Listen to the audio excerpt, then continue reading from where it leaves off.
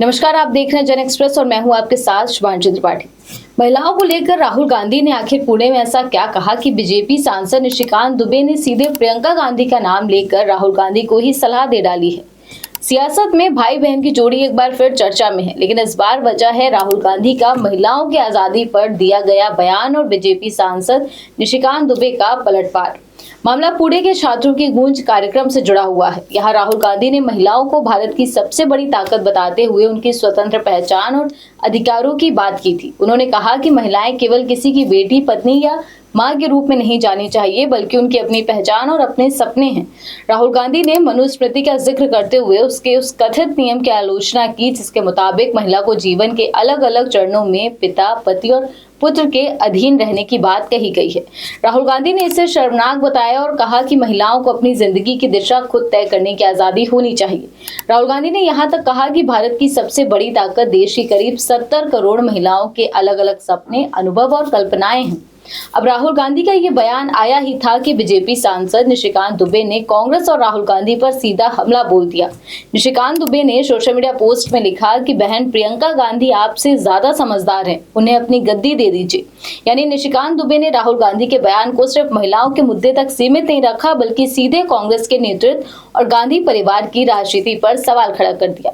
उन्होंने अपने पोस्ट में जवाहरलाल नेहरू, इंदिरा गांधी और विजय लक्ष्मी पंडित का जिक्र करते हुए राहुल गांधी पर यह आरोप लगाने की कोशिश की कि सिद्धांत और उपदेश की बात दूसरों के लिए करना आसान है, लेकिन अपने राजनीतिक परिवार के इतिहास में जो तस्वीर है वो अलग रही है।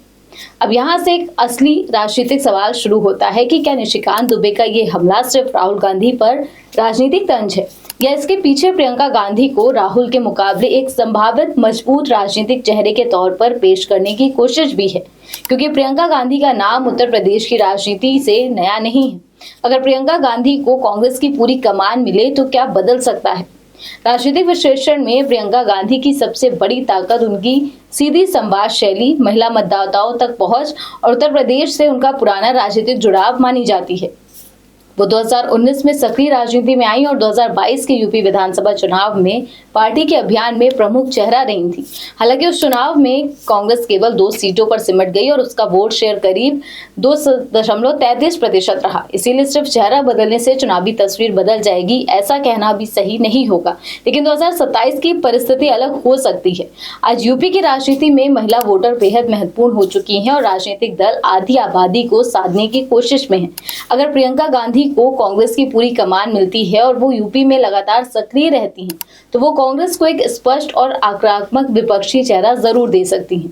लेकिन उसके लिए सिर्फ लोकप्रिय चेहरा काफी नहीं होगा। उन्हें बूथ स्तर तक संगठन खड़ा करना होगा, युवा और महिला वोटरों को जोड़ना होगा, गैर परंपरागत कांग्रेस वोटरों में जगह बनानी होगी और सबसे अहम बात, समाजवादी पार्टी के साथ सीट बंटवारे और गठबंधन की रणनीति को साधना होगा। क्योंकि 2024 लोकसभा चुनाव में कांग्रेस एसपी गठबंधन ने यूपी की 80 में से 43 सीटें जीती थीं, जिससे विपक्ष को बड़ी मजबूती मिली थी। 2027 में भी गठबंधन की भूमिका बेहद महत्वपूर्ण मानी जा रही है। तो क्या प्रियंका गांधी कांग्रेस को यूपी में मजबूत विपक्ष बना सकती हैं?